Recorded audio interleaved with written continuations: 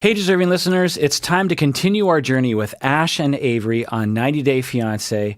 We just left the hotel where Ash had a seminar, and I'm feeling really uncomfortable about how things went down.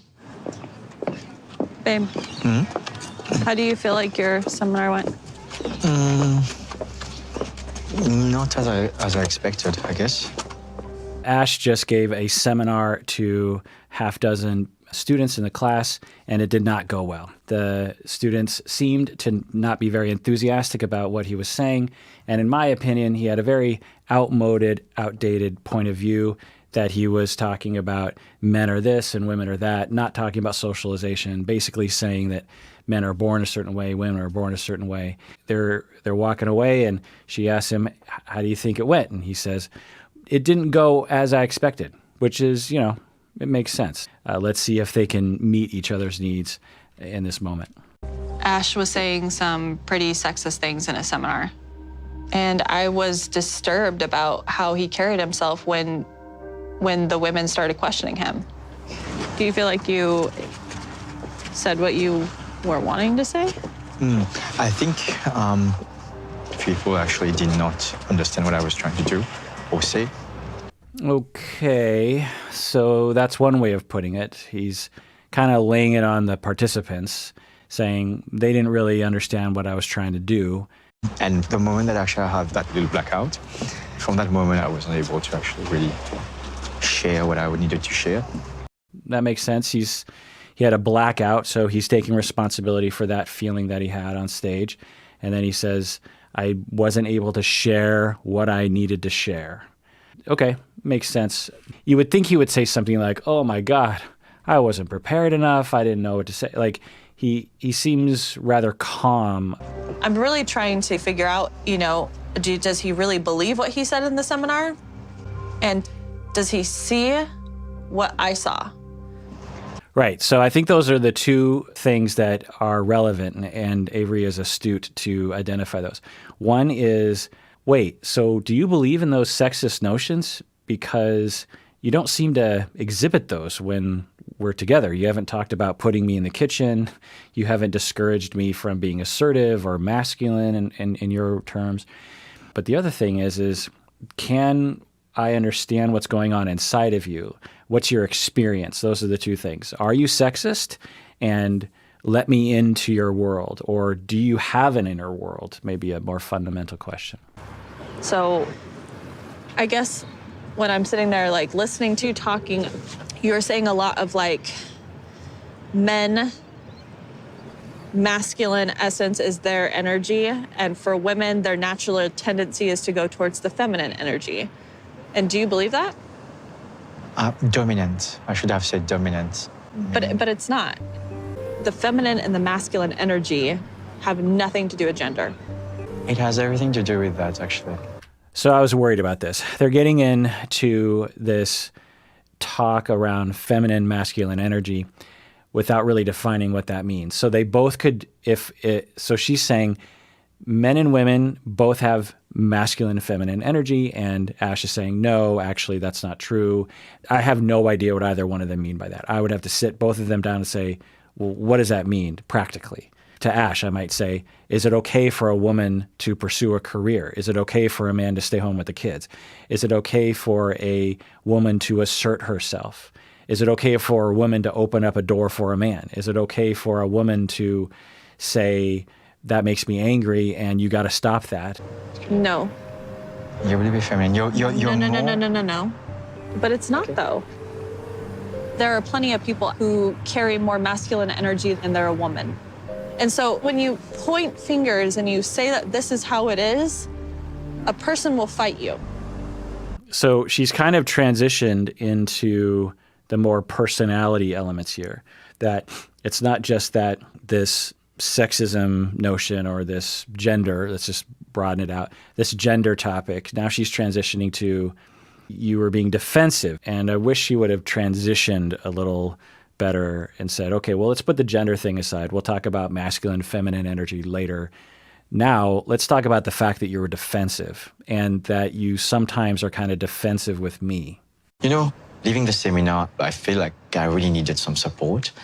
And I didn't really feel it during the seminar. Okay, so he's about to say it went wrong. Great. Ash, thumbs up. You had a hard time at the seminar, and then you are wanting some support. Makes total sense to me. Of course you would. If I bombed on stage like that, I would want support too. But you're not making it easy for Avery because you're not giving off any vibe of vulnerability. Zero vulnerability.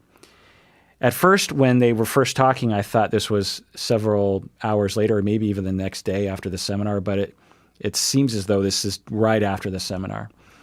And a way to get people to take care of you is to say things like, oh my God, I totally screwed that up. I don't know what I was doing.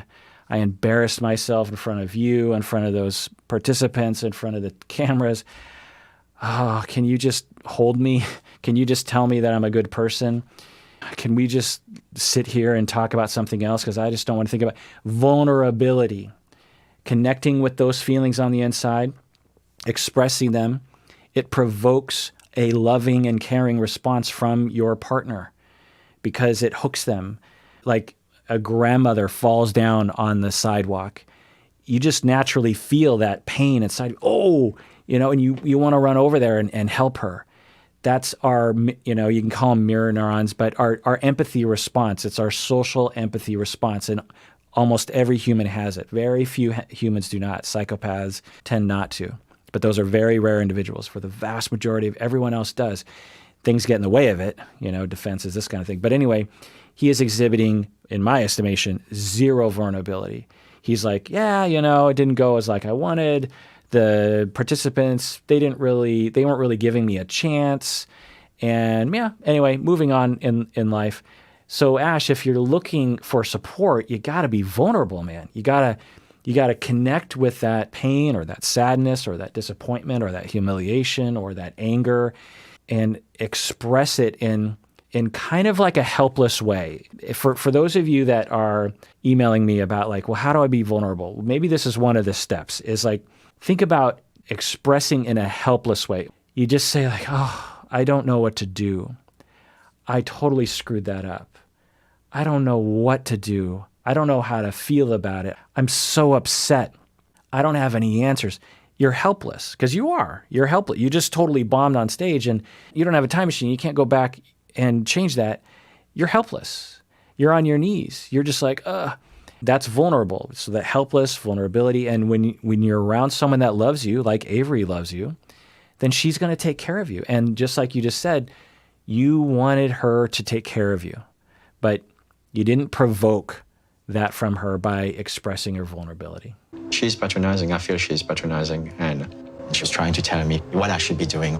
Rather than, trying to understand, as a female, your dominant energy usually is the feminine. Because in your feminine, you will release hormones that makes you more happier as a woman. It's not the I'm healthy. sorry, but we're going to choose to disagree. Okay, there's an issue happens. Who's going to stand in front of you? The man will stand in front of you to protect you. It's because of the fact that he knows how he has to protect you. And that's the reality of it. Okay, he's doubling down. I guess he really does believe in these outmoded ideas. We're talking about flexibility here. We're talking about allowing people to decide how they want to play the gender game, and there's no innateness to it. There might be some pushes here and there biologically. There's definitely pushes socially. It's about allowing people to be who they want to be. And it seems like Ash has an outmoded idea that you have to be this and you have to be that.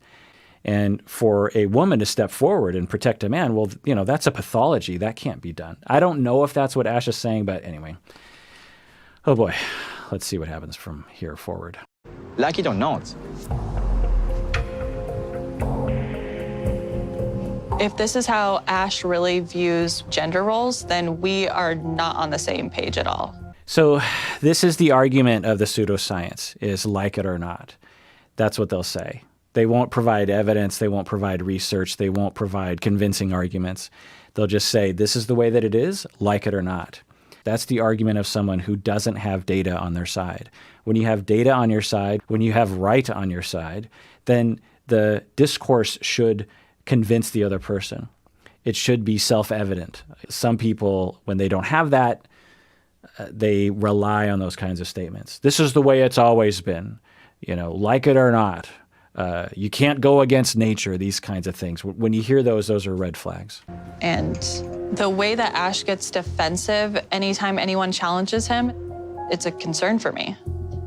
When people ask you questions, a lot of questions, why do you get so defensive? Okay, great. This is good. They're getting more specific. Let's get away from the gender weirdness talk that's ill-defined and amorphous. Let's get back to maybe something more fundamental, which is you get defensive. Because he has I don't know if it's defensiveness, but he has a behavior that concerns Avery that, what? What's going on? What? Like the woman in the crowd, I could sense that you were getting riled up because you were just like, bring it on, bring it on. Ask as many questions as you can, let's fight. That's how I felt like it was. So this is an invitation from Avery. I don't know if it's a very sensitive invitation, but it's not combative. It's not too combative anyway, for Ash to be vulnerable. This is an opportunity for him to let her in to his inner world. There's a lot of questions I have because he tends to sweep under the rug and he tends to be extremely positive and optimistic all the time, which is, not a terrible thing. But when you're in a relation with someone like that, you feel distanced. When someone doesn't express vulnerability or helplessness or emotion, then you just feel like there's a brick wall there. You feel like they're a million miles away.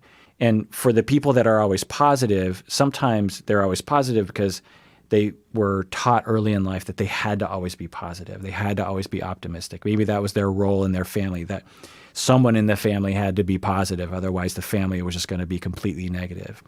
Or maybe when they complained, they were abused or something like that. And they just learned to be positive on the surface and to not even be in connection with anything negative inside of themselves, meaning they had to cut themselves off from all their emotions so that they were always positive, even though deep down they have a lot of feelings. And maybe that's where this gender stuff comes from, is suppressed hurt that he hasn't been able to express. He doesn't feel safe to express.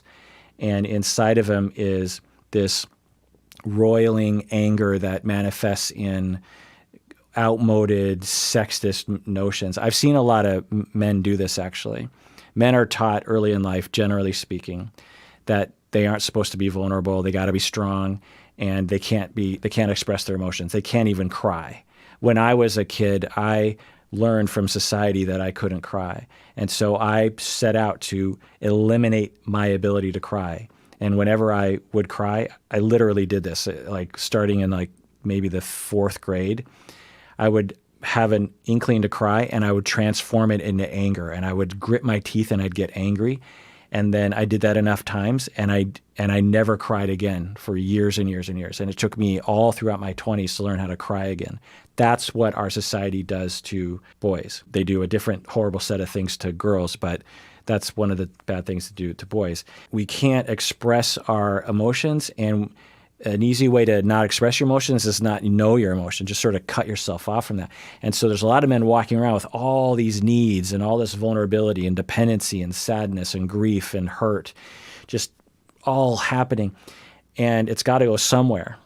And one of the ways that it goes to is when you're on the internet, you can get into these groups of people where the anti-feminists, and instead of participating in a discourse and a discussion around this and that, they're very sure of themselves, and they have a lot of anger, and all their hurt comes out through that. And when I see those guys on the internet, all I see are a bunch of people who have been wronged their entire life in various ways and don't have an ability to express their anger except in these ways. They have a big bone to pick with women because a lot of these heterosexual men feel rejected and alone and hurt by women. And so it's a very seductive notion. And it's just it's the feminists and listen to all my episodes where I talk about incels and all those people. But anyway, I wonder if Avery has a hint of that. He has some red flags of that. Obviously, I can't know without talking to him. Cool. Okay. But if you don't feel that way, then but please tell me your perspective. You expressed it means I have to be mindful of that. Because you felt But like that. I'm asking you, did you feel defensive? I didn't feel defensive. That's what I'm asking. What I feel sometimes is that she wants me to say, you know what, I'm wrong. But the thing is that I was not wrong. No, Ash. She wasn't asking you to say you were wrong. She was asking you to admit, I suppose, that you were defensive. And you started saying those ways of sweeping things under the rug, like, okay, well, you've told me that and you've expressed your concern. All right, let's move on. And then he interprets that as her saying that he's wrong. That's interesting. So when she's trying to contact him, and she's not doing a fantastic, one way that she could approach this is like, okay, let's put aside the gender thing. Let's agree to disagree on that. You are my boyfriend. I want to get to know you. And you just went through something really tough. And I'm guessing it was kind of hard for you. And I care about you. I want you to let me into your world. I feel like you distance from me by not letting me in. And it hurts my feelings that you don't feel like you can trust me with your feelings, because I'm guessing that you have feelings about something, whether you're defensive or anything. I don't know, just let me in. And so he interprets her attempt to get to know him, ask about the defensiveness. He interprets that as her saying he is wrong. And so that's when I hear that, that's a black and white thinking. When someone is coming at you to try to get to know you, or talking about nuance, it's either good or bad, and people can sometimes, due to early childhood issues, can tend to be like, okay, I feel negative energy coming at me. I don't know. I'm not even going to really listen to the words. The only thing I'm going to take away from that is its negativity, and she's attacking me right now. She's trying to make me admit that I'm wrong. And I wonder if this is more of an element of him having a hard time even admitting he's wrong. What's wrong with being wrong, Ash? Yeah, you were wrong for giving a terrible seminar. You were wrong for being defensive. You were wrong for not opening up earlier. It's okay to be wrong. And men have a hard time admitting that because we're taught we can't be wrong. As a relationship coach, it's hard actually to be giving information when people in the audience decide to see it in a very different way. But she's not hearing me out. Everything is my fault now. He's reflecting back on the seminar, and he's like, I can't do anything if the participants are going to not understand what I'm saying or be defensive. So he's blaming the whole seminar on the other people. And then he interprets what she's trying to do as making everything out to be his fault. So it's that black and white thinking. So this probably has to do with some early childhood issue. When we see things black and white, when we kind of go there, it's regressing, if you will, to an earlier state of personality that is more of a black and white thinker.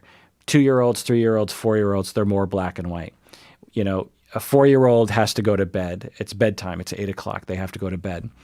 And their whole world falls apart, right? They're just like, no, and to them, it's all black. Having to go to bed is just like the worst thing of all time. My world is falling apart, because that's the age. That's the developmental abilities at that point is only black and white thinking. So I'm wondering if we're touching on some early trauma for him. I don't like it. Is that how you talk to people when they're trying to ask questions? No, not at all. So then why did you? So I think it was quite clear about that. It wasn't clear. You think that everything is clear, that people should just assume things. Okay. So again, I get where Avery is coming from. I suspect that I get where she's coming from, in that she wants contact. She wants confirmation that he's a human being and not a robot, that he sees the same world that she sees. This is an important element that couples need to have at least some of the time. Cool. I'm done.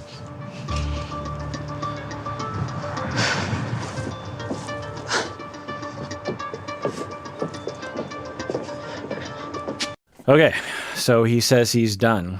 I just wish I knew what was going on inside of him, what was being touched at that moment.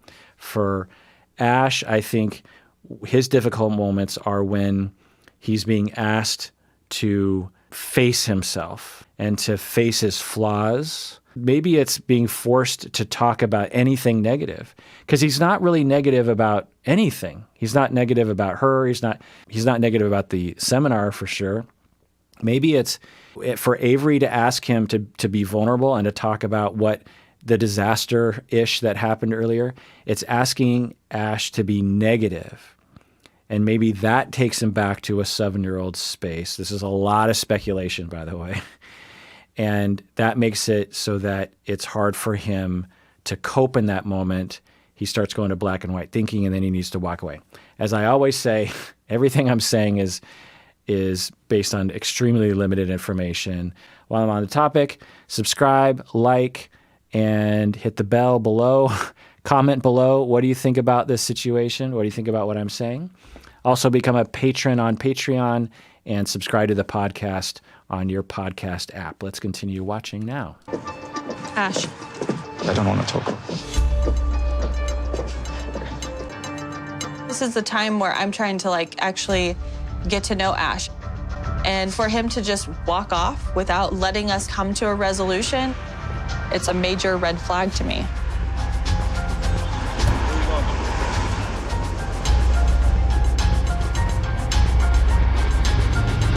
Oh, cliffhanger. All right. Well, that does it for that episode of Psychology in Seattle. Thanks for joining me. Please take care of yourself because you deserve it. You really, really do.